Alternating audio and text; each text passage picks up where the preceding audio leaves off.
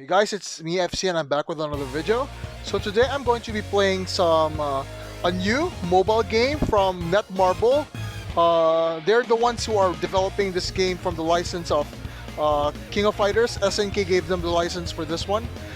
This I think is the replacement for their ill-fated game that I played, which I played KOF All Stars. So yeah, this is an AFK game, an idle RPG game. So yeah, this is still in early access phase 2 in Canada, Indonesia, and Philippines. So since I'm in the Philippines, yeah, we are still in this early phase before going to global release. So before that, I'll just go yeah, reduce the volume of the music and the voice so I can focus on talking. So as you can see here, this is a an AFK battler, an AFK RPG with an equipment system. So I'll just explain the basics of the game. So basically, this is like AFK Arena where you fight through stages and then you just farm for AFK. Right now I'm in stage 2480.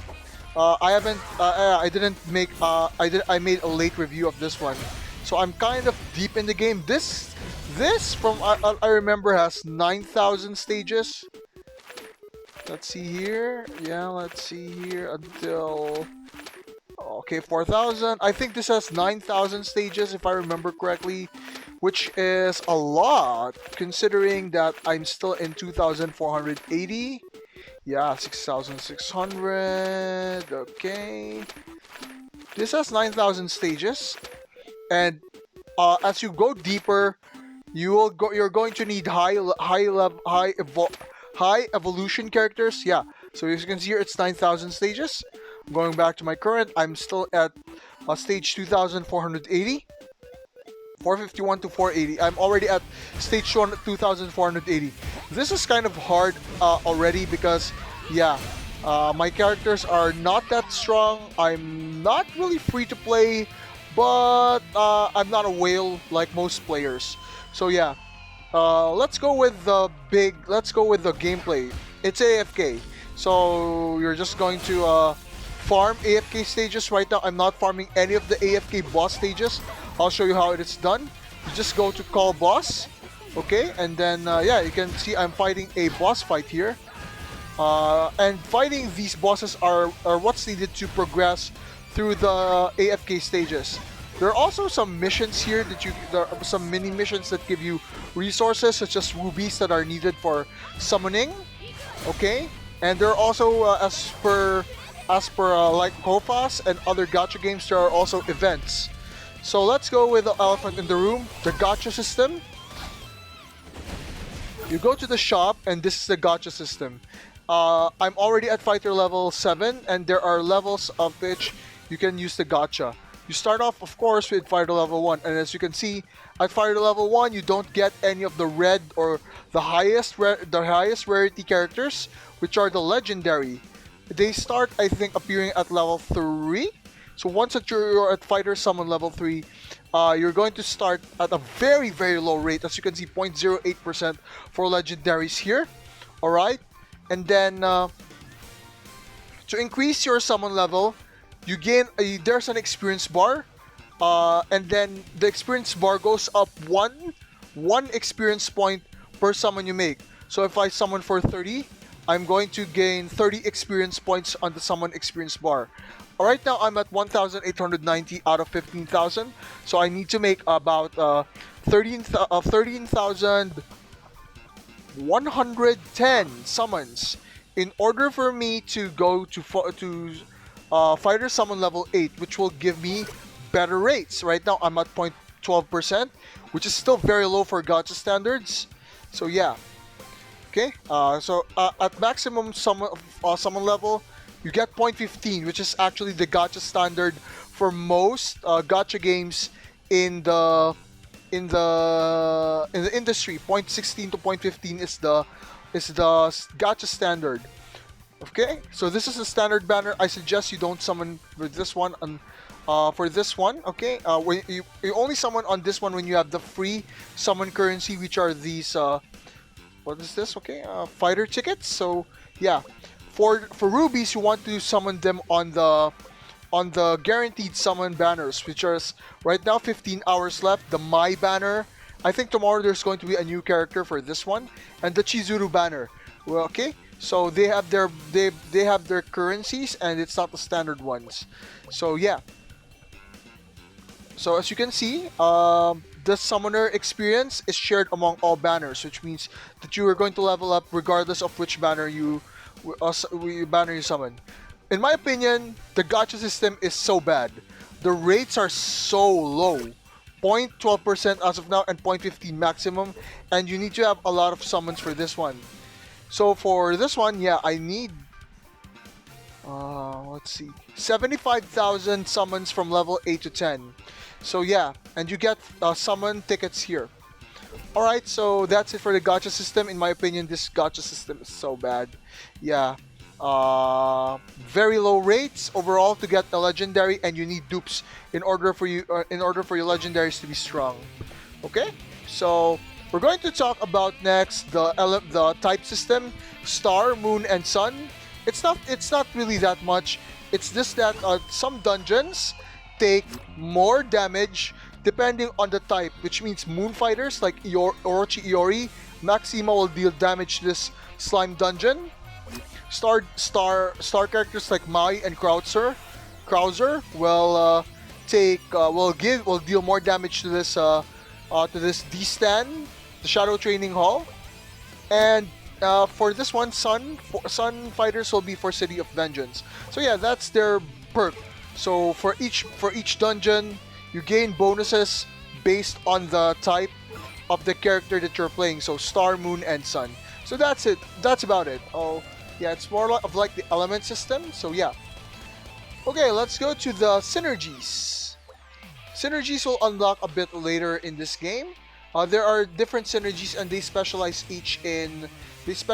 in different roles. Fury specializes in finisher skills. Most of these Fury fighters are AoE. So you can see here, alright, this is Maxima, all targets. So yeah, they deal ultimate damage. They specialize in dealing ultimate damage, and they also deal more on debuffing characters and dealing more damage. So as you can see here, like Goro here, crit damage rest down by level 3. Maxima is a stunner, so he can inflict stun aside from his AoE ultimate damage. And for Mai, she's got attack up on her active skill, and she deals very strong AoE finisher. So yeah, Fury is basically for ultimate spammers. Deathblow is your like assassin class. They deal mainly on sorry for that one. So Deathblow is your assassin class. You get a free Rio on early access. So if you don't have Rio, you get him for the first on the third day of your free access. Deathblow deals on enemy elimination. So basically, they're assassins. At 2 synergy, at 2 death. So yeah, I forgot to explain that synergy. You need to have 2 or 3. If you have a pet, they also count. Unique pets and legendary pets have synergy, so they count towards your synergy count. If you have 2 synergies and 3 synergies, they deal extra effects based on the synergy you have. Like for Fury, more finisher damage. For Deathblow, it increases the damage dealt by the next attack by 75% at the start of the fight, or when an ally defeats an enemy. So take note, it's supposed to be when an ally defeats an enemy. Okay, my problem with synergy for Deathblow units is that they're mostly single targets. Rio here has multiple targets, but only the target and 2 adjacent enemies, whereas Fury in general have AoE, making them more useful in clearing damage, in clearing content. Kusanagi here, okay, multiple targets. Most of these are single target, like Chris. Leona has a target and 2 adjacent on her active. Okay, so yeah, okay, single target, and their targeting code is enemy with the lowest HP percentage first. So that is going to be your targeting priority. All right, so yeah, that is it for Deathblow. Next, we've got Precision. This is a support class. Orange Synergy affects all teammates. So this is a Precision class. Accuracy and HP. Chance to hit. Precision, in my opinion, is not that. It's okay. I used King and Brian for the first parts of my game. Never really made a lot of millage for that one. Okay, so Precision. Rush is for specialized in active and normal skills. So they are the first two skills, the non-finisher skills. So yeah, they deal a lot of damage in these situations.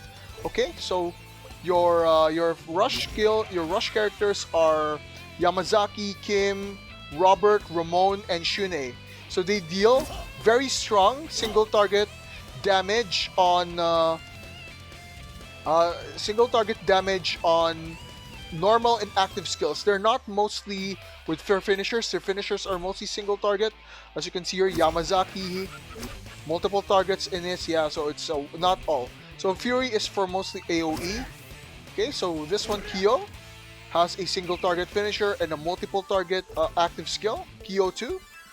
Hinako has bonus attack effect, mostly single target as well. So yeah, so these rush characters are mostly for the normal attack and active skill, not the finisher. So they specialize in that area. Okay, mostly they're single target and 3 target attackers. Okay, all right. Robert here has single target. Okay, so yeah. Now let's go to Corrosion. Corrosion is your dot class. They can deal debuffs, and they can have damage over time based on their attack at the end of the turn. Okay, so yeah, one strong for the Corrosion is Cruiser. Increases dot damage you inflict by 50%. So yeah. Also, I think Billy has the same. Yeah, alright. And I think Joe. I think Joe is more damage for bleeding. Yeah, more damage when the opponent is bleeding. So notable characters here are Krauser. I think Mr. Big is very good as well. He does paralysis, so he's a good synergy. He's a good combo with characters that have stun and sleep, like Maxima and Meiten-kun. So yeah. So Dot is your Corrosion is your Dot specialist. Spike is an orange synergy which supports penetration. This one is very good. If you want to do a lot of damage, go for Spike. The best Spike characters in my opinion are Shermie and Shermie. Okay, Shermie has crit damage level up to allies. Okay, but she's mostly single target. She's also a tank. She increases max HP by 20% when placed in the front row. So yeah, spikes are your support, offensive supports. Okay, right. So whereas precision is utility, spike is more of offensive support. Solid is very good. I'm using a team right now with 2 yellow solids or unique solids like Takuma and Shingo. Solid synergy gives critical damage reduction and HP on the entire team. Okay? Alright, critical damage reduction. So, the enemies deal 40% critical damage to you when you have 3 solid characters. So, the ones that I have are AG, Takuma, and Shingo. But my AG is not level right now. I used to use him. But yeah. So yeah. I'm not finished yet, so let's go to the next one. Special is only available so far on 2 characters, and they are free to play legendaries. You can get them from ranking in the PvP and ranking in the events. Leona has an owned effect. Awake. Okay, so she gives 100 at level 1. If you have 1 copy of her, she gives 100% attack effect to all teammates. I think this is going to like the global passive. So once you own her, every team you will have, if regardless if she's in the team or not, she'll give 100% attack. I tested this with Orochimaru. When I remove him from the team, the HP is still the same. So I think when the owned effects are applied once you already own the character, regardless if they're in the team or not. So yeah, I think this is a very good effect to have. The more characters you have of them, the more the higher the tier increases at the max of 75, because you can buy Orochi Leona 75 times. Okay, so I think that's it for this one, for the owned effects of the of the special characters Orochi, Yori, and Orochi Leona. So Yori is for HP and Leon is for attack. Um, Take note, as of now, Orochi Yori is bugged. Okay, he has a passive effect that allows him to revive after taking fatal damage. Okay, but as of right now, it's not working. If the revive animation activates, but he's still flagged as dead. Okay, so he's got the mad. Okay, so special synergy. You only need to have you only need to have one character in order for special synergy to activate. If there are two characters with special synergy, they will not activate. So only one of them. So you're going to have a 2-2-1 synergy for if you have a special synergy in your party. In most cases, unless you have pets that give synergy as well. Which okay, so yeah. In my opinion, who's stronger between Orochi Leona and Orochi Yori? Leona is hands down stronger. She's harder to get because she is dependent on event ranks, and event rank points are harder to get. And she costs about 150 ranking event, and right now I only have how much? 24? So I'm still a long ways ahead to get an Orochi Leona. In my opinion, she's stronger because she has two multiple target attacks in V-Slasher and Baltic Launcher. And Yori are mostly single target, and his ultimate, his finisher is a grapple. So giant enemy bosses in elite dungeons are not hit with Orochi Yori's grapple skill, and it's single target. So yeah. For passives, Orochi Leona is good because she's got Immortal. So think of this if you're playing AFK, the AFK Arena or AFK Journey series. Once you die once per battle, you gain an Immortal effect, which means that for one turn, this character cannot die. So basically a tank. Very good as well. So it's aside from being multiple target and Immortal being better than Revive, I think Orochi Leona is better than Orochi Yori. So yeah, that's it for the synergies. Okay, so I think, in my opinion, the best team comp right now, the best team comp right now is either 2 Furies, 1 Special, and 2 Solids. It gives you a lot of defensive capabilities since bosses hit very hard when the stages go up to the thousands. So yeah, I'm going to recommend Clark. If you have Clark as a solid, go for him in the front slot, and then Ralph in the front slot. So yeah, they're just there for support. Okay, so they're not much for damage. Okay, so for Fury, AoE damage and finishers are generally very strong. In general, in my opinion, is top tier. Is the best. It's the best Fury character so far because aside from being a featured unit, Mai has a passive. Okay, I'll put the passive here. Has a passive in which she regains 75% power gauge upon using a finisher skill. This effect increases to 100% when she's 5 stars. I'm only 2 stars right now. It's very expensive to get 5-star evolutions for this one. So yeah, what will happen in most situations is that Mai will use a finisher. It will refill to 75%, and if you're lucky, Mai will attack regain at least at most 25% power gauge, and she'll ultimate again. She's very good in this. So yeah, if you're a whale, Mai is going to end tomorrow. I suggest going to give her at least 5 stars. Mai is very strong. Okay, for special, Orochiori is a good tank if the revive bug is fixed. So yeah, Maxima is here because I just like Maxima. But in my opinion, Chizuru is a better Fury, is a better Fury unit because she has evasion and she deals stronger damage compared to Maxima. Chizuru is very good in PvP as well. So yeah, okay. So Maxima is here. I like Maxima for his stun. For his stun ability, okay. To his multiple target stun.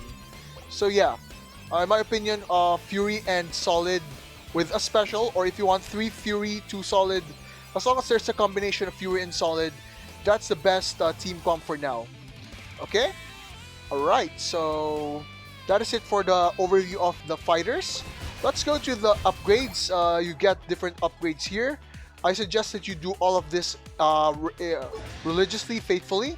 Okay, so they give Extreme Dojo in particular gives a ton of stats when you buy the decorations in the shop. So as you can see here, this one gives 130%, 130% stats. So yeah, improve your stats with upgrades here. Okay, let's go with Lucky Ride. Lucky Ride is where you'll be getting your equipment. It's another layer of gacha. Okay, I'm doing this. So you click on Terry. There's going to be a Lucky Ride confirmation. So you select your rarity. I'm putting epic or higher because epic equipment are very good in this stage of the game for me. So when you select rarity, when you're still starting, you'll have to contend with the lowest rarities first. Okay, so yeah, but in this stage in my account, I'm using epic or higher because yeah, it's the epic and higher are the best equipment for now. Okay, so yeah, Terry will ride. Okay, Terry will ride, and he will give you equipment here. So for this, and this is also the way you get experience. This experience is your account experience, and this gold star is your Lucky Ride experience. As you can see here, this is the star Lucky Ride experience. The higher your Lucky Ride is, the better rarities you can get. Okay, so yeah. All right, so always do your Lucky Rides whenever you have them. PvP. Okay, let's see, PvP here. This is where you get Orochiori, and you can also get for ranking battle. There's a legendary summon ticket weekly that you can get for 2,000, which is actually a very good value in my opinion. Given that the gacha system is so bad. Okay, so selectors are good. Okay, so that is it for PvP and the overview of the game. There are shops here, of course. Of course, it's a gacha game. There are shops, and there are the dungeon system where you get resources to strengthen your characters. So, for gold, you use it on influence to increase your stats. For experience, use it on your on your character experience. Okay, and then fuel is for your Lucky Ride. As you can see, I have 0 fuel. I cannot Lucky Ride yet. Okay, so when you have fuel, that is your Lucky Ride. So do this regularly. You get 3 free entrances and then 3 ad entrances. If you're going to buy ads, I don't suggest. If you're free to play, don't buy them. Just watch the ads. It's very cumbersome, but you're going to need to use the 6 runs for your for improving your characters. Okay, so the challenge is, as you can see, it's challenges, high difficulty events that give you so-so rewards. In my opinion, Infinity Challenge has very bad rewards. Only 10 summons, some bouquets, some free legendary characters in the high difficulty. Okay, I already got Yuri on stage 20. So yeah, I don't think the rewards in Infinity Challenge so far are very good. Arcade Challenge, they just give you diamonds, high difficulty as well. Okay, High Score Challenge, it's like a score. Yeah, high score. Who gets the high score, you get increased ranks, and then you get you get really bad rewards. 1,000 diamond for each threshold. So as you can see here, yeah, I really don't like this one. But still, this is early access. It can still improve. So yeah, World Boss Challenge. This one. Okay, so you get rewards based on a threshold, just like high score, but this one is shared among all players. I think that's it for KOF AFK. So what should I say about this game? I like the class system and the synergy system. It allows for very good. It allows for sandbox of team building. Gacha system is bad, very bad gacha system. The rates are very low, and the fighter summon level is a really bad way to encourage gacha, because you start off with low rarities and low rates. So yeah, I think the gacha system in this one is really bad. Okay, so for events, the events here, not generous. You're going to spend money if you want to get the best rewards from the events. As you can see here, the pets here have very low rates. 0.05%, you see that? It's very low to get the highest level pet. So yeah, very bad. Okay, very bad. Very bad. In my opinion, this is a very bad pet system. So yeah, okay, so the events kind of bad again. Okay, but I think I love KOF so much. I love the franchise so much. I'm just going to still play this game. But as an AFK game, this is good. A lot of aspects of this one are bad, especially the gacha and the events. But it may improve. The good thing, I like the graphics.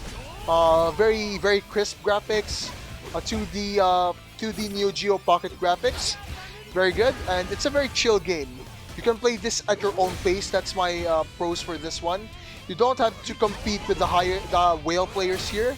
It's an AFK game. You play at your own pace. You play how fast you want, how slow you want. Okay?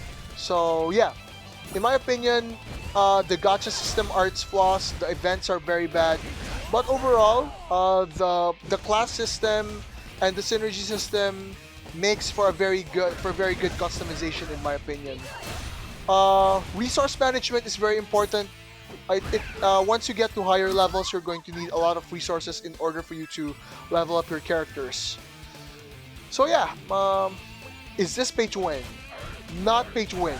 You're not competing. You're competing only on PvP. But if you want to progress at your own pace, I think this is good for free to play. So in my opinion, this game is for now. It still needs some work, but I hope on global launch onwards they improve this game a lot, because I love KOF as a whole and I like gacha games based on this one. KOF All Stars was good, but UE Rarity Fighters destroyed the economy of that one. So yeah, it showed that there's very much greed, that there's a lot of greed from Netmarble there. So in my opinion, should you play KOF AFK? If you love KOF, this is a must play for sure. But the gacha, just a caveat, the gacha system in this one is so bad. Okay, so that is it for me, FC. This is my early impressions of early access of KOF AFK. I hope that you all have a great time. See you all around. Bye bye.